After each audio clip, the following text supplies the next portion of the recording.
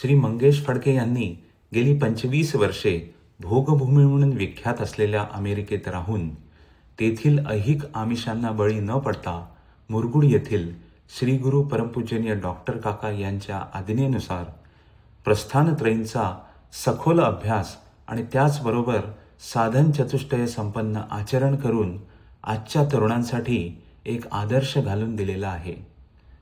गेली 12 वर्षाहून अधिक काळ परदेशात बालसंस्कार वर्ग घेऊन पुढील पिढी तयार करण्याचे अनमोल कार्य ते करीत आहेत. त्याचप्रमाणे तेथे अनेक आध्यात्मिक शिबिरे, गीता, उपनिषदे, ज्ञानेश्वरी, समर्थ साहित्य इत्यादी विषयांवर प्रवचने व अभ्यास वर्ग आयोजित करून अभ्यासू कार्यकर्त्यांची एक फळी त्यांनी अमेरिकेत तयार केली आहे. ही अतिशय लक्षणीय बाब आहे. वेदांत भास्करी संस्था गेल्या वर्षी अमेरिकेत स्थापन करून संस्थेतर्फे धार्मिक व आध्यात्मिक अनुष्ठान असलेले अनेक सामाजिक उपक्रम आयोजित करण्यात येतात आणि त्याद्वारे अनेक सात्विक कुटुंबे या कार्यात जोडली गेली आहेत. असे सर्व भूत हिते रतः भूमिकेतून त्यांचे कार्य सुरू आहे. सौ सोनाली त्यांना तितकीच समर्थपणे साथ देत आहे. प्रपंची ते भाग्य, परमार्थी वैराग्य असा श्री मंगेश यांचा जीवन प्रवास राहिलेला आहे. श्री गुरु हे तत्व असून विश्वव्यापक तूची होसी, ब्रह्मा विष्णू व्योमकेशी असे व्यापक आहे. श्री मंगेश फडकेंच्या माध्यमातून तेच गुरुतत्व आज कार्यरत असून ते श्री गुरु प्रदत्त आचार्यपद जबाबदारीने भूषवित आहेत याचा आम्हाला आनंद वाटतो. त्यांना श्रींचे आशीर्वाद आणि पुढील यशस्वी वाटचालीसाठी श्री गुरुमंदिर परिवाराकडून अनेक हार्दिक शुभेच्छा.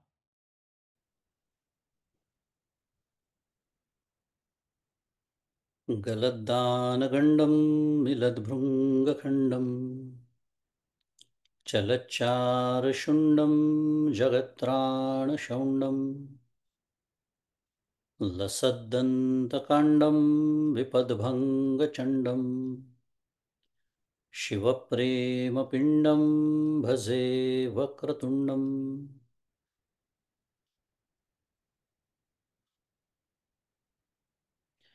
अहं निर्विकल्पो निराकाररूपो विभुर्व्याप्य सर्वत्र सर्वेन्द्रियाणां सदा मे समत्वं न मुक्तिर्न बन्धः चिदानन्दरूप शिवोऽहं शिवोऽहं चिदानन्दरूप शिवोऽहं शिवोऽहम्. योऽन्तः प्रविश्य मम वाचमिमां प्रसुप्तां सञ्जीवयत्यखिलशक्तिधरस्वधाम्ना अन्यांशहस्तचरणश्रवणत्वगादीन् प्राणान्नमो भगवते पुरुषाय तुभ्यम्. पाण्डुरङ्ग हरि वासुदेव हरि, पाण्डुरङ्ग हरि वासुदेव हरि, पाण्डुरङ्ग हरि वासुदेव हरि. गुरुर्ब्रह्मा गुरुर्विष्णुः गुरुर्देवो महेश्वरः, गुरुः साक्षात् परब्रह्म तस्मै श्रीगुरवे नमः. ब्रह्मानन्दं परमसुखदं केवलं ज्ञानमूर्तिं द्वन्द्वातीतं गगनसदृशं तत्त्वमस्यादिलक्ष्यम् एकं नित्यं विमलमचलं सर्वधी साक्षिभूतं भावातीतं त्रिगुणरहितं सद्गुरुं तन्नमामि. श्री सद्गुरुनाथ महाराज की जय. जय जय रघुवीर रामकृष्ण हरी. माऊलींना मला काय द्यायचं आहे हरिपाठामध्ये ते सर्व पदरात आपल्याला पाडून घेता यावं याच्यासाठी चिंतन. आता अभंग मी म्हटला, आत्ता आपण ऐकला, बऱ्याच बहुतांश लोकांना तो पाठही असतो. आता आपण हरिपाठाचा अभ्यास करतो आहोत, चिंतन करतो आहोत. हरिपाठ हा एक शास्त्रीय ग्रंथ आहे, हे लक्षात ठेवायचं. आपल्याला असं सवय नसते, आपल्याला म्हणजे काहीतरी असं 600 पानांचं 800 पानांचं जाड काही असलं की आपण त्याला ग्रंथ म्हणायला तयार असतो. इतर यांना आपण काय म्हणतो, पुस्तक. पण समर्थांनी व्याख्या करून ठेवलेली आहे, ज्याच्यामध्ये परमेश्वराचं वर्णन नाही, जीवब्रह्मैक्याचं वर्णन नाही. ते 10,000 पानांचं जरी असलं तरी ते संतांच्या दृष्टीने ते पुस्तक आहे. आणि एवढंसं मी नेहमी बोलतो तसं, शर्टाच्या वरच्या खिशात ठेवता येईल असा मनोबोध, म्हणजे मनाच्या श्लोकांचं ज्याला मी पुस्तक म्हणतो त्याला ते ग्रंथ म्हणतात, अशी माझी व्याख्या चुकलेली असते. मुद्दा, हरिपाठ हा शास्त्रीय ग्रंथ आहे. आणि कुठलाही ग्रंथ शास्त्रीय परमार्थशास्त्राच्या निकषांवर उतरतो असं केव्हा म्हणता येतं? त्याचे काही निकष आहेत. पुन्हा शुद्ध मराठीमध्ये त्याला क्रायटेरिया असं म्हणतात. आणि हे जे निकष आहेत, हे जे क्रायटेरियाज आहेत, त्याला अनुबंध चतुष्टय असं शास्त्रामध्ये शब्द आहे. अनुबंध चतुष्टय. कठीण शब्द वाटेल पहिल्यांदाच ऐकला असेल तर. कठीण नाही आहे. की जो ग्रंथ म्हणूया आपण आत्ताच्या चालू संदर्भात, आपल्या ज्ञानाने, म्हणजे त्या ग्रंथाचं ज्ञान आपल्याला जेव्हा होतं तेव्हा जो विवेकी जो मनुष्य असतो त्याला तो अनुबद्ध करतो ग्रंथ, म्हणजे त्याला प्रेरणा देतो, त्याला म्हणायचं अनुबंध. अनुबंध शब्दाची व्याख्या, अनु म्हणजे मागे मागे जाणे, बंध म्हणजे बंदिस्ती, चौकट. त्या चौकटीमध्ये तो त्याला अनुबद्ध करतो, म्हणजे त्याला प्रेरणा देतो, त्याला म्हणायचं अनुबंध. आणि हे जे अनुबंध आहेत हे संख्येने किती आहेत? 4 आहेत. म्हणून त्याला चतुष्टय असं म्हटलं, बाकी काही नाही. अनुबंध चतुष्टय. आता हे सगळं बोलण्याचं प्रयोजन, उद्देश काय आहे? तर हा जो पहिला अभंग आहे ज्याचा आपण आत्ता विचार करतो आहोत, आणि आज बहुतेक आपला एकच अभंग होईल, कारण आज सुरुवातीला थोडंसं प्रास्ताविकात आणि काय वक्त्याची ओळख करून देण्यात वगैरे वेळ गेला. हरकत नाही, 12 दिवस आहेत आपल्याकडे. अभ्यासक्रम पूर्ण होईल याची खात्री देतो.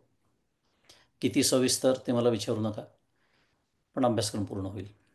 तर आज पहिल्या अभंगाचा आपण विचार करतो आहोत. तर हा जो पहिला अभंग आहे हरिपाठाचा, त्याच्यामध्ये हे अनुबंध चतुष्टय ज्ञानेश्वर महाराजांनी सांगितलेत.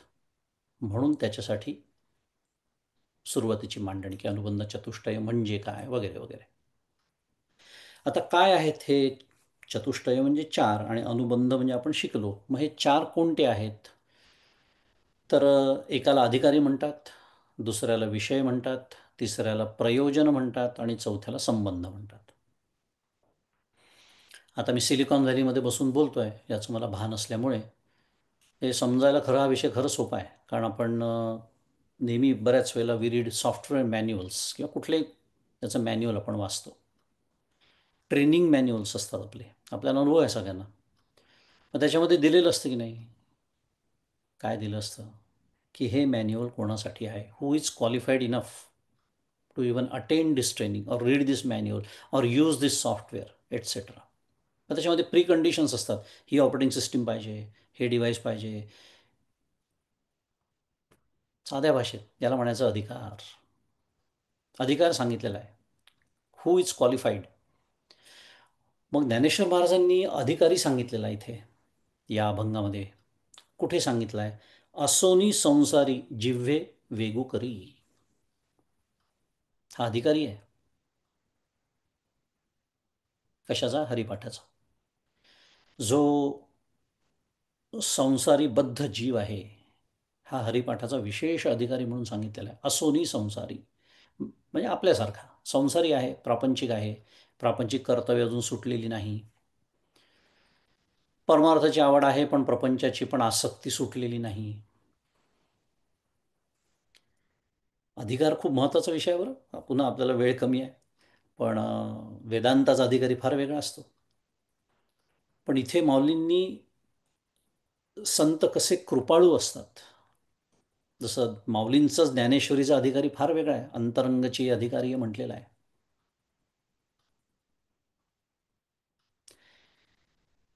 अमृत अनुभव तो विषयच नाही आहे, दोन जीवनमुक्तांचा संवाद आहे. पण हरिपाठ असोनी संसारी जिव्हे वेगू करी, मात्र त्याच्यात ही पुन्हा ज्ञानबाची मेघ आहे बरं का. जिव्हे वेगू करी ही आहे ती. निदान तेवढं तर करा, तर अधिकार प्राप्त होईल. वेगू म्हणजे त्वरा करा, कशाची? जिभेने नाम घेण्याची. बरं, मग विषय काय आहे? विषय देवाची द्वारी उभा क्षणभरी. म्हटलं तर हरिमुखे म्हणा, हरिमुखे म्हणा सुद्धा विषय म्हणता येतो. पण देवाची द्वारी उभा क्षणभरी. आता छान वाटतं की नाही ऐकल्यानंतर पहिल्याच अभंगामध्ये, की अरे क्षणभर तो उभा राहा. पण माझ्या मनात विचार येतो ना, की मी असे कितीतरी क्षण आहेत की मी देवाच्या दारात उभा राहिलो, अजून तरी कल्याण झालेलं नाही आहे. मग माऊली असं कसं म्हणते की देवाची द्वारी उभा क्षणभरी तेणे मुक्तिचारी साधी येईल. आता काय असतं, एक अतिशयोक्ती नावाचा अलंकार असतो. कशासाठी? तर विषयाचं महत्त्व ठसवण्यासाठी. जसं लहान मुलाला आपण म्हणतो ना, की तू थोडा अभ्यास कर, मी तुला एवढी कॅडबरी देईन किंवा चॉकलेट देईन, जे काय असेल ते. कॅडबरी देणं, चॉकलेट देणं हा उद्देश नाही. त्यांनी अभ्यास करणं, ज्यांनी त्याचं कल्याण होईल, उद्धार होईल, हे महत्त्वाचं आहे. हा एक विषय. आणि दुसरा, आपल्या अनंत जन्मांचा जर आपण विचार केला, अनंत कर्मांचा, ज्याला संचित कर्म असं म्हणतात, जर विचार केला, तर मी या संपूर्ण आयुष्यभर जरी देवाच्या दारात उभा राहिलो तरी तो काळ क्षणभराचाच ठरतो. हा त्याचा अर्थ आहे. त्यामुळे देवाची द्वारी उभा क्षणभरी हा त्याचा विषय आहे. मग त्याचं प्रयोजन काय? प्रयोजन याचा अर्थ साध्या भाषेत फल असा होतो, की माऊली म्हणते तसा जर मी अधिकारी असेन, माऊली म्हणते तशी जर मी साधना केली हरिपाठाची, तर मला काय फल प्राप्त होईल? तर तेणे मुक्तिचारी साधी येईल. आणि तसेच द्वारकेचा राणा पांडवा घरी, हेही फलच आहे बरं का, हे प्रयोजनच आहे. दोन्ही पद्धतीने आपण बोलू शकतो. आता चार मुक्ती कोणत्या, मग त्यांच्या व्याख्या काय, त्यांच्यात फरक काय, नाही वेळ आपल्याला. पण चार मुक्ती ऐकली असेल कधी: सलोकता, समीपता, सरूपता, सायुज्यता. फक्त नावं सांगून पुढे जातो. पण द्वारकेचा राणा पांडवा घरी, कारण जसं भगवान श्री गोपालकृष्ण पांडवांच्या घरी गेले, विदुराच्या घरी गेले. कथा माहिती असेल कदाचित आपल्याला. दुर्योधनाने शुद्ध मराठीत ऑफर दिली होती त्यांना, काय? अरे, राजप्रसादातलं भोजन. विदुराच्या घरी जाऊन केळी खाल्लेली आहेत सालासकट, कारण तिथे त्यांची खरी भक्त बसली होती, विदुरांची पत्नी. विठ्ठल पुंडलिकाच्या घरी गेलेले आहेत. पहा कसं असतं भक्ताचं, खऱ्या भक्ताचं दर्शन. वीट फेकलेली आहे, उभे राहा, युगानुयुगे उभा आहे म्हणतात, 28 युगे. आणि आपल्या दर्शनाचा रुबाब विचारायला नको. आपली मान कशी आपटतात ते बडवे तिथे गेल्यानंतर. तो पोलीससुद्धा धक्के मारून बाहेर काढतो, चला निघा निघा निघा, हे माझं दर्शन पंढरपुरातलं. कारण मी हरिपाठाचा जसा माऊली सांगते तसा अभ्यास केलेला नाही, म्हणून हे फल मला अजून प्राप्त झालेलं नाही. पण हे त्याचं फल आहे. आणि शेवटचा अनुबंध आहे तो म्हणजे संबंध. आता संबंध हरिमुखे म्हणा, हरिमुखे म्हणा, पुण्याची गणना कोण करी, हा आहे. संबंध थोडा तांत्रिक विषय आहे, पण त्याचा एक पैलू महत्त्वाचा आहे, तो म्हणजे अधिकारी आणि फल. मगाशी आपण अधिकारी पाहिला, काय अधिकारी? असोनी संसारी जिव्हे वेगू करी, हा अधिकारी. आणि फल काय पाहिलं आपण? तर तेणी मुक्तिचारी साधी गेल्या, किंवा द्वारकेचा राणा पांडवा घरी. तर आता अधिकारी आणि फल यांचा जो संबंध आहे त्याला प्राप्य प्रापक भाव संबंध असा एक मोठा शब्द आहे शास्त्रामध्ये. सोडून देऊ, त्याचा अर्थ फक्त आपण समजून घेऊ. त्याचा अर्थ असा आहे की जो अधिकारी आहे त्यालाच फळ प्राप्त होतं. प्राप्य प्रापक भाव म्हणजे जो अनधिकारी आहे त्याला होत नाही, हे सांगणं सुरू आहे. असे एक 3-4 प्रकारचे संबंध असतात. आपला आत्ता तो विषय नाही. पण संबंध या हरिपाठाचा, हरिपाठ नावाच्या ग्रंथाचा काय आहे? हरिमुखे म्हणा, हरिमुखे म्हणा, पुण्याची गणना कोण करी. हा एक शेवटचा विचार बघूया आणि थांबूया, कारण आपली वेळ संपत आलेली आहे. आपल्याला पुण्य मोजण्याची फार सवय आहे. हे केलं की पुण्य, ते केलं की पुण्य. आणि माऊली म्हणते पुण्याची गणना कोण करे, हरी मुखे म्हणा, हरी मुखे म्हणा. कारण किती मी पापं करून ठेवलेली आहेत आधीच्या जन्मात मला माहिती नाही, या जन्मात सुद्धा कळत नकळत सुरू असतील, माहिती नाही. बरं, तो एक विषय आहे. पुन्हा काय, 10 किलो पापं केली, मग आता 10 किलो पुण्य करतो म्हणजे माझं अकाउंट नील होऊन जाईल शुद्ध मराठीत. It doesn't work like that. 10 kilo पापाचं फळ दुःख, 10 किलो पुण्याचं फळ सुख मला भोगावंच लागणार आहे.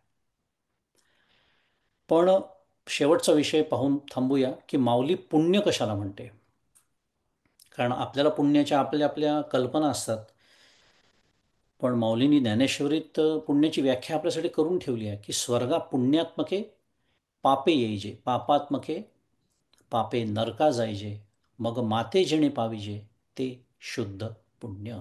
आणि इथे माते याचा अर्थ भगवंताची प्राप्ती करून देणारं जे कर्म, त्याला पुण्य असं म्हणतात.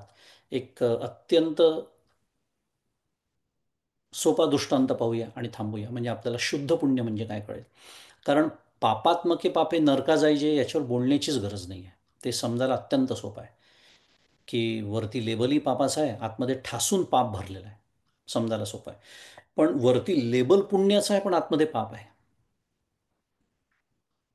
मग हे कुठे घेऊन जातं, ते स्वर्गाला घेऊन जातं मला. स्वर्गाला म्हणजे जे काही सकाम दृष्टीने मी केलं असेल. आता एक छोटंसं उदाहरण, आपण आता वारीला जातो, उद्देश कर्म जो असतो ना, ते उद्देशाने ठरवलं जातं. आता मी वारीला जातो तर माझा उद्देश सांगतो वारीला जाण्याचा काय असतो. मला ते फेटा वगैरे बांधून घ्यायला खूप आवडतं. फेटा फेटा बांधायचा, मग ते जरा ऊन बी नसतं, मी गॉगल वगैरे लावतो, असा काळा स्पेशल गॉगल असतो माझ्याकडे. आणि सोबत एक मित्र मी नेलेला असतो, कशासाठी, माझा फोटो कोण काढणार नाहीत, आणि जर मी फोटो काढला नाही तर माझा DP अपडेट कसा होईल, फेसबुकवर मी जगाला सांगेन कसं की मी वारीला जाऊन आलो. कारण मी माझ्याबद्दल बोलतोय, माझी फजिती सांगायला मला खूप आवडतं. मला पांडुरंगाशी काही घेणं देणं नाही, मला विठ्ठलाशी घेणं देणं नाही, त्याच्या प्रेमाने मी वारीला जातच नाही. मला हे फोटो काढून घ्यायचे असतात स्वतःचे, कारण मी फेट्यामध्ये छान दिसतो, काळा गॉगल बिगल लावून नसतात, त्यात शक्य असेल तर अजून रामकृष्ण, पुढचं वर्णन नको करायला, वेळ नाही आपल्याकडे. मुद्दा माझा काय सुरू होता, ह्या उद्देशाने मी जेव्हा जातो, दिसायला काय दिसतं, अरे वारीलाच गेले, वा वा छान छान, लोकही ऐकले किंवा टाळ्या वाजवतात, वा तुम्हाला जमतं, आम्हाला जमत नाही, असं काही झालं. माझं विठ्ठली म्हणतो तुझं काम झालं, तुला प्रसिद्धी हवी होती ती तुला मिळाली, आता तुझा माझा संबंध काय. म्हणजे मी कशाला मुकलो, त्या वारीच्या फळालाच मुकलो. ह्याला काय म्हणायचं, पुण्यात्मके पापे. उदाहरणासाठी हे उदाहरण म्हणून दिलं समजून घेण्यासाठी. वाटतं आपल्याला मी पुण्य करतोय, पण माझा उद्देशच चुकलेला असतो. मग हे करू नये का, असंही नाही, अजिबात असं सांगणं सुरू नाही आहे, कोणाचाही आपल्याला बुद्धिभेद करायचा नाही आहे. उलट इतर कुठेतरी जाण्याच्या ऐवजी वारीत जातोय ना, खूप चांगली गोष्ट आहे, जरूर जावं.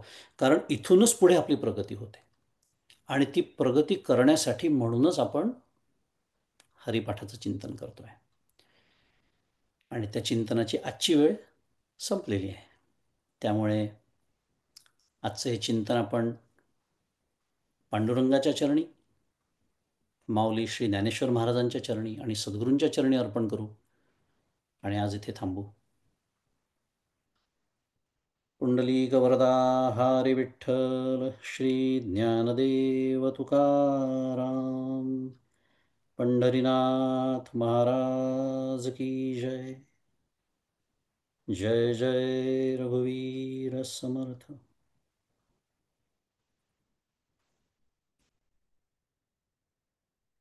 खरंच तुमचं अर्धा तासातच ऐकायची सवयच नाहीये. असं सुरू झालं आणि संपलं असं वाटतंय, पण हरकत नाही, उद्या अजून थोडं नक्की. तुम्ही उत्सुकता आता छान ताणली गेलेली आहे. मला जे नवीन श्रोते आहेत त्यांनाही जाणवलं असेल, आणि आपली उपस्थिती उद्याही अशीच राहील अशी मला खात्री आहे. मी आता फार बोलत नाही. आजच्या पहिल्या अभंगाचा आता आपण गायन ऐकणार आहोत, आणि तुम्ही म्यूटवर सगळ्यांनी तो अभंग म्हणावा. याच्यासाठी आपल्यात उपस्थित आहेत सौ सोनिया जोशी. तर सोनिया, मी तुला विनंती करते की तू पहिल्या अभंगाचं गायन कर, आणि आपण सगळेजण म्यूटवर म्हणूया, कारण माऊली हरिमुखे म्हणा, हरिमुखे म्हणा असं सांगते पुन्हा. सोनिया. जय श्रीराम.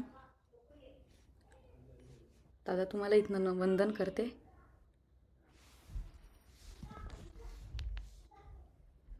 जय जय राम कृष्ण हरी, जय जय राम कृष्ण हरी, जय जय राम कृष्ण हरी, जय जय राम कृष्ण हरी, जय जय राम कृष्ण हरी, जय जय राम कृष्ण हरी, जय जय राम कृष्ण हरी, जय जय राम कृष्ण हरी, जय जय राम कृष्ण हरी, जय जय राम कृष्ण हरी, जय जय राम कृष्ण हरी, जय जय राम कृष्ण हरी, जय जय राम कृष्ण हरी, जय जय राम कृष्ण हरी, जय जय विठोबा रखुमाई, जय जय राम कृष्ण हरी, जय जय राम कृष्ण हरी, राम कृष्ण हरी, जय जय राम कृष्ण हरी, जय जय राम कृष्ण हरी, जय जय राम कृष्ण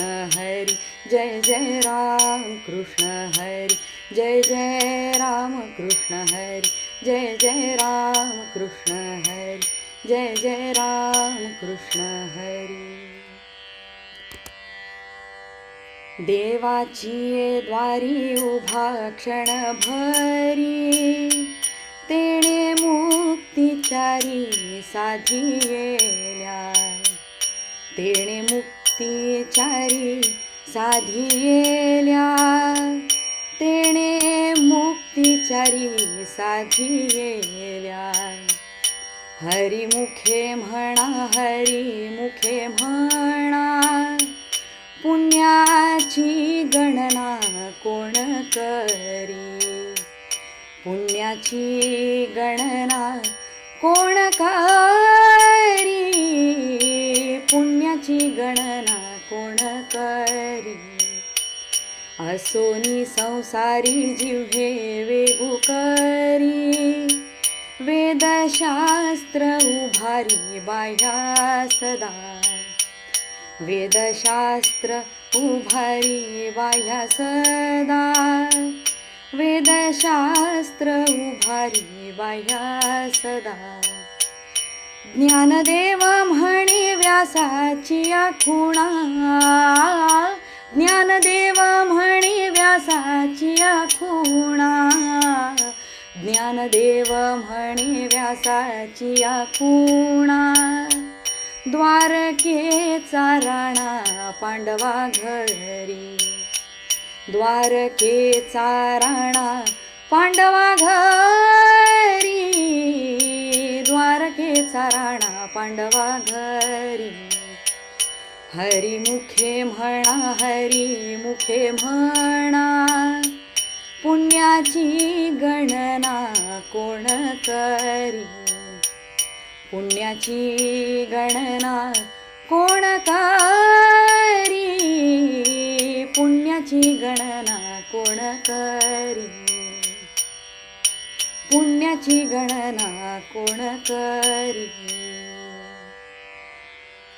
पुंडलिक वरदे हरी विठ्ठल, श्री ज्ञानदेव तुकाराम. पंढरीनाथ महाराज की जय, श्री सद्गुरुनाथ महाराज की जय. जय जय रघुवीर समर्थ.